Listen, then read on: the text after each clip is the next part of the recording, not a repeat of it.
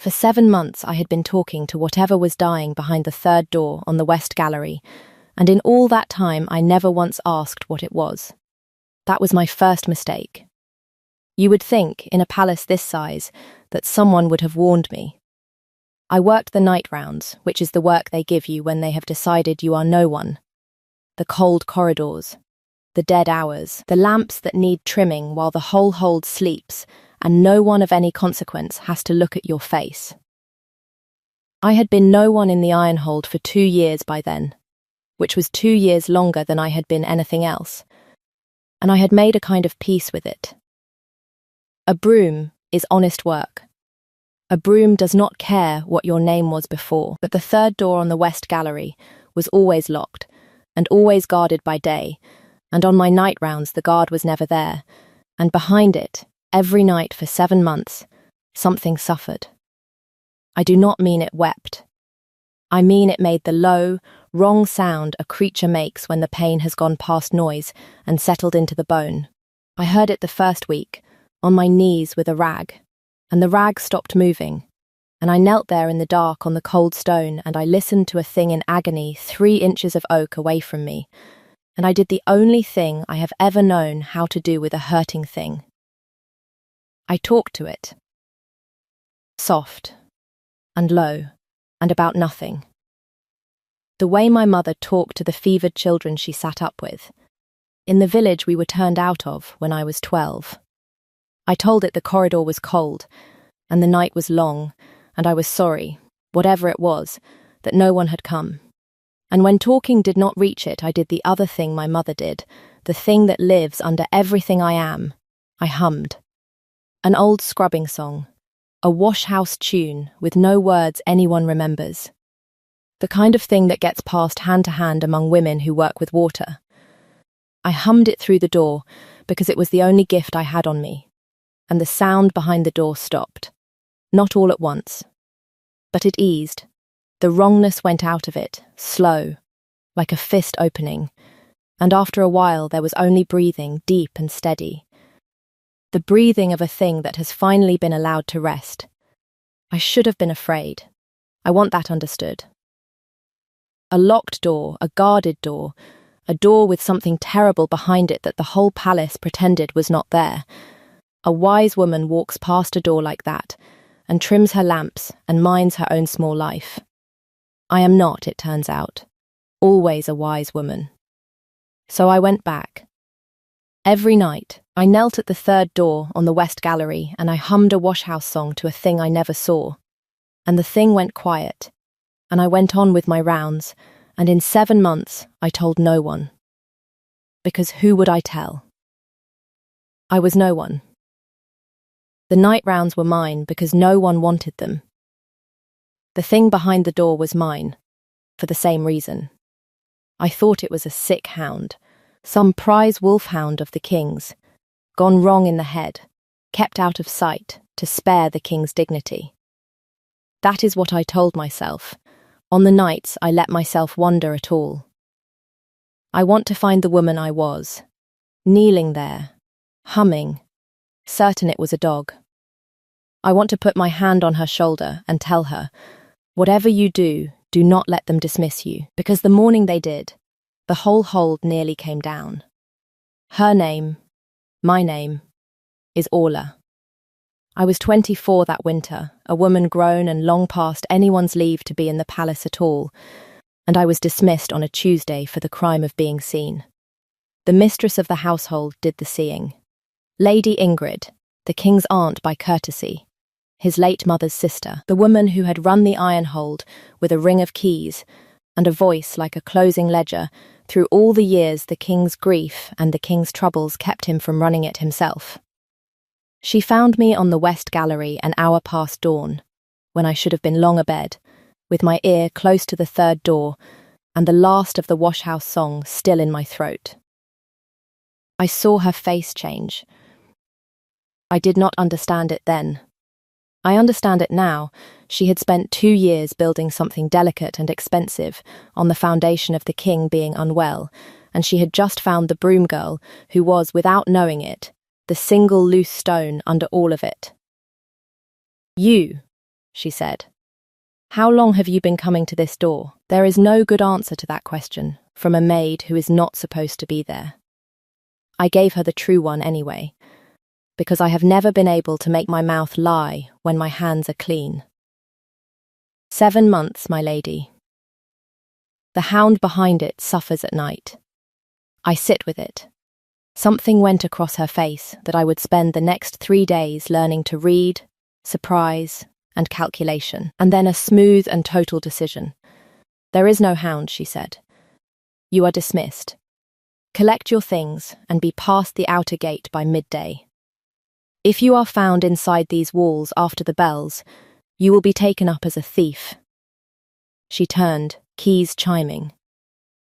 And you will not speak of this door to anyone, or I will see you taken up as something worse. I did not argue. You learn. Being no one, that argument is a thing the comfortable can afford. I collected my things. I had few. I was past the outer gate before the noon bells, with a heel of bread and a winter cloak, and the particular numbness of a woman who has been turned out of somewhere for the second time in her life, and is determined not to let it show. I did not even reach the bottom of the hill before I heard it. It is not a sound I have words for. The whole hold made it at once. The bells crashing out of their hours, the gates grinding shut, a roar that was not a man, and was not quite a wolf, and was both, that rolled down the hill, and stood the hair up on my arms, and stopped me dead on the road with my heel of bread in my hand. Behind me, the iron hold was screaming. And I, turned out, dismissed, no one, stood on the road and felt the thing I had been humming to every night for 7 months come apart at last. And I knew. The way you know the weather is about to break, exactly whose pain that was. I turned around. Of course I turned around. I will spare you the climb back up the hill and the argument at the gate, because the argument at the gate ended the moment a second roar came over the walls, and the guards decided that a madwoman wanting in was the smallest of their problems. They let me through into a courtyard gone wrong with panic. Servants flat against walls, warriors with iron drawn, and no one to point it at, and Lady Ingrid on the steps of the great hall, with her keys in her fist and her face the colour of tallow, giving orders no one was obeying, because there is no order that stops what was happening inside. I went up the steps. No one stopped me. A nobody in a courtyard of terror is invisible twice over. The great hall of the Iron Kings is a long stone room built to make you feel small, and at the far end of it, on the dais below the wolf throne, the most feared alpha in 4 territories was losing the war he had been fighting in secret for 7 months. I had never seen the king's face. I saw it then, for 1/2 second, before the rest of it took him, a hard, proud, exhausted face. A man white-knuckling the last of himself, with the whole of his court watching the thing he had hidden from them finally win. His men had cleared back to the walls. His mistress of the household had told the hold for 2 years that the king was merely grieved, merely tired, merely in need of a strong marriage to steady him. And here, in front of all of them, was the truth she had been papering over. The king's wolf had slipped its master, and a slipped wolf in a stone hall is a death sentence with no name on it yet. It saw me.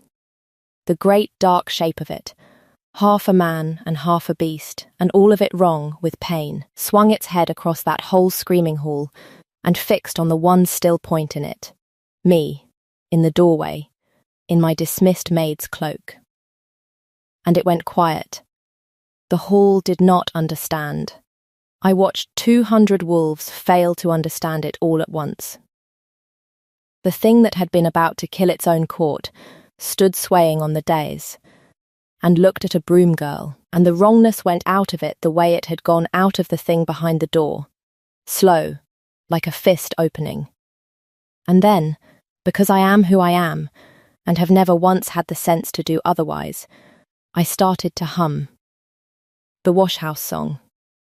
Across the length of that terrible hall. My voice came out steadier than I had any right to expect, and I walked toward it, not away. The way you walk toward the spooked horse, and not the door, humming an old tune about water and work. And the king's wolf came down off the dais, one heavy step at a time, and crossed the hall to me, and lay down at my feet, like a thing finally allowed to rest. You could have heard a pin drop. You could have heard the bread fall out of my hand, which it did. That is the moment everything I thought I knew turned over. Because Lady Ingrid, on the steps, found her voice, and what she said into that ringing silence was witchcraft. She has bewitched the king. Seize her. It was clever. I will give her that. Looking back, it was the cleverest thing she could have said, because it was the only story that let her keep her marriage and her keys and her 2 careful years. A maid who calms a king's wolf is a miracle no one can use. A witch who has been controlling him is a thing you burn, and then you go on selling the king a bride to steady his poor bewitched mind. Hands took my arms.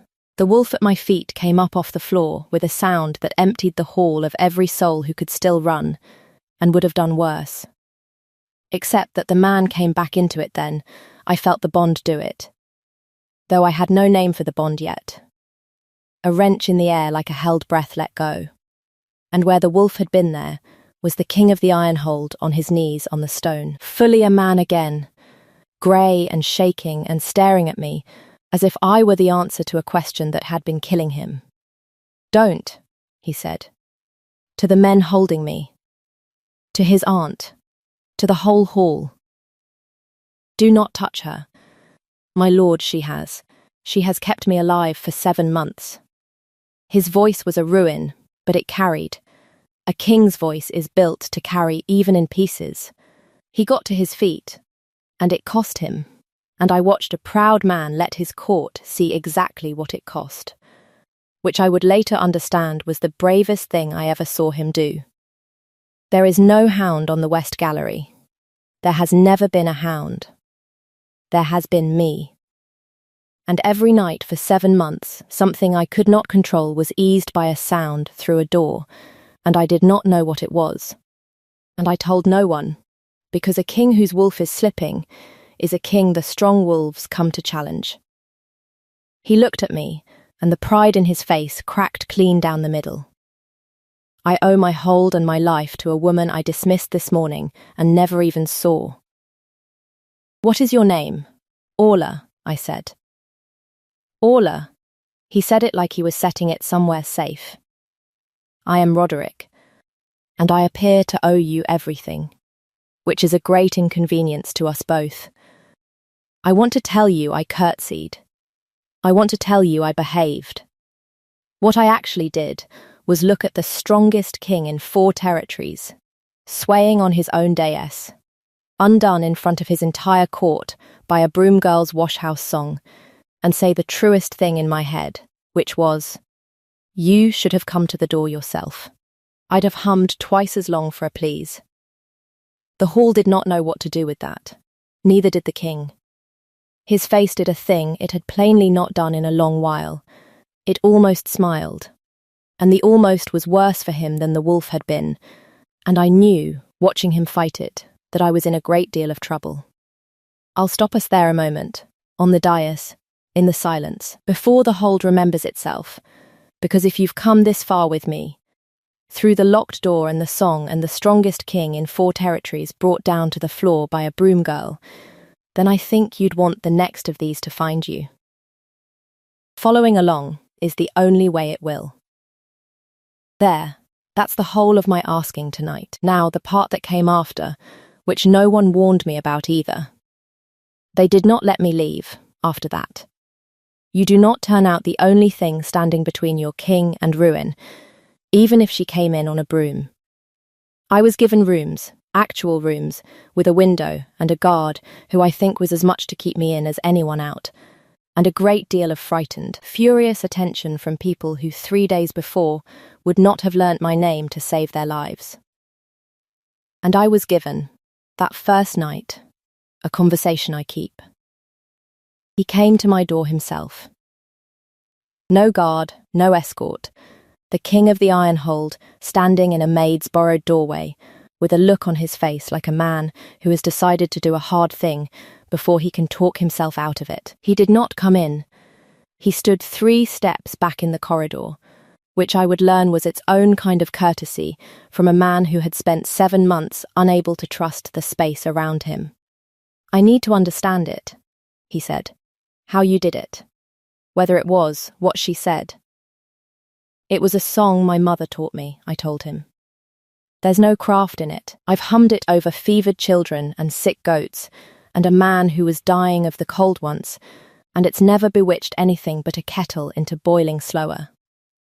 I held his eyes, because someone had to, and no one in that hall had dared to all evening. "I didn't know it was you, my lord. I thought it was a hound. I sat with a hurting thing in the dark because no one else would. That's the whole of the witchcraft." He was quiet a long moment.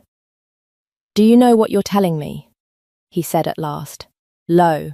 "You're telling me there was no magic in it. No fate, no bond, no reason. You're telling me that for 7 months the thing that kept my wolf from killing my own people was an unpaid maid being kind to a monster nobody told her was a king." His jaw worked. "I have been waiting to find out it was destiny. That would have been easier to carry than this." "Than what?" "Than the fact that anyone could have done it," he said. "And only you did." I had no answer for that. I am usually good for one. I stood in a borrowed doorway with the strongest man in the territory 3 steps away, telling me that my plain, stubborn kindness was harder for him to bear than a curse. And I felt the floor of my careful no one's life tilt very gently. And I could not for my life have told you which way was down. He left. He did not close the distance. Neither did I. But that was the night I stopped thinking of him as the king and started thinking of him as Roderick, which is a far more dangerous thing to do. I will not pretend the hold made it easy. I was the maid who had unmanned their king in open court, and a court is a thing that survives by knowing who outranks whom, and I scrambled every line of it, just by being alive. The wolves who had been quietly sharpening themselves against a slipping king now had a new and stranger weakness to circle, and Lady Ingrid, who had lost her witch but not her 2 careful years of work, was very far from finished. She came to me on the 3rd day, alone, with her keys silenced in her fist so they would not chime, and that silence told me more than her words did. "You think you've won something," she said. "You haven't. You've made yourself the most expensive thing in this hold to keep, and I have made a study of expensive things. There is a marriage I have spent 2 years arranging, a strong pack, a strong bride, an alliance that keeps this hold from being broken apart by the very wolves you've just shown how weak he is. That marriage saves more lives than your little song ever will.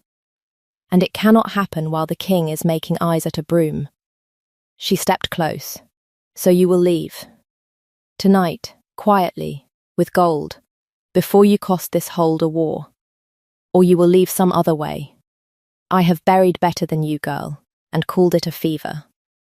It was the 2nd time in 3 days she had threatened my life, and the first time she had done it with her own mouth, and no story to hide behind. I should have been afraid. I had spent 2 years learning to be exactly as small as the comfortable needed me to be. I found I had lost the knack. "You kept him sick," I said. It came to me as I said it, the way the truest things do, all her careful pieces falling into one shape. 2 years he's been grieving and tired and in need of a strong marriage. 2 years you've run this hold on the back of a king too unwell to run it himself. His wolf didn't start slipping on its own, did it? A king who got well would take his keys back. I watched it land. What were you giving him, my lady? In the tonic for his nerves, the one only your hand prepared. Her face went very still and very white, and in that stillness I had my answer. And I understood I had just become a thing she could not afford to let walk out of that room alive. She did the cleverest, coldest thing. She smiled, and she said, loud enough for the guard in the corridor, "She's threatened me. She's threatened the king's own aunt." And then, quieter, "Just for me, lockdown law is still in force, girl. Inside these walls. In a lockdown, my word is the king's word until he lifts it. And I am going to tell them you were caught running to the rival pack with the king's weakness in your mouth. Traitors are dealt with before dawn. He'll never even hear of it until you're cold." They took me that night. That is the near thing. That is how close it came. Lockdown law, an aunt's word standing for a king's, a maid with no rank and no witness, and a story already written, walked down to the lower gate in the dark, to be handed to the men who do the quiet work before dawn. What Lady Ingrid had not counted on, what she could not have counted on, because she had spent 2 years making sure the king did not know his own strength, was that Roderick had taken to walking the West Gallery at night. To the third door. To the place where, for 7 months, the only mercy he had ever been shown had come to him through 3 inches of oak. He was standing at that door, I think, the way you stand at a grave. When Gunnar, his second, the one man Lady Ingrid had never been able to buy or break, came running with the word that the witch maid was being taken to the lower gate on the mistress's order. I did not know any of that, walking down to the dark. I knew only that I had been right about one woman and wrong about my own odds, and that being right is a poor cloak against the cold. We never reached the gate. He came through the lower corridor like the wolf had come down the dais, not as the wolf this time, but as the man, with Gunnar and a dozen blades behind him, and the look on his face was the look of a king who has just understood the full size of the thing that has been done to him. In his own hold, under his own roof, for 2 years. The men holding me let go so fast, I nearly fell. "On whose order?" Roderick said. Very quiet. The quiet was worse than the roar. "The mistress of the household, my lord." Lockdown law. A traitor. There is no traitor. He was looking at me when he said it. Then he was not looking at me. He was looking past me, to the top of the stair, where Lady Ingrid had come down with her keys finally chiming, too late, having heard that her quiet work had stopped being quiet. What happened on that stair was law and old hard wolf business, and I will let you imagine most of it. Gunnar's men, and the locked storeroom where the tonic was mixed, and the herb wife in the lower town who had sold the mistress wolfsbane in careful doses for 2 years, and was very willing when the king's men came to say so. The marriage she had built collapsed in a single night, because no rival pack ties itself to a hold whose mistress has been poisoning its king. But here is the part that was mine. She came down the stair toward me. Not toward the king, toward me. Because a cornered creature reaches for the thing that undid it. And she had a blade out of her sleeve that no one had thought to look for on a king's aunt. And she was fast, and the men were all watching the king. I saw it come. I have spent my whole life watching the hand that's about to strike. You learn it. Being no one, you learn to read a blow before it lands. I did not freeze. I stepped in, the way I had walked toward the wolf, and I got my arm up, and the blade meant for the soft of my throat opened the meat of my forearm to the bone instead. And I felt it, and I did not let it take more than the arm. It brought a heartbeat. A heartbeat was all Roderick ever needed. He had her wrist before the second strike, and the blade rang on the stone, and the strongest king in 4 territories held his own aunt by the arm in front of his whole gathered hold, and did not kill her. That is the thing they still tell. In the iron hold, the king who did not kill the woman who had poisoned him for 2 years. He set her down before his court.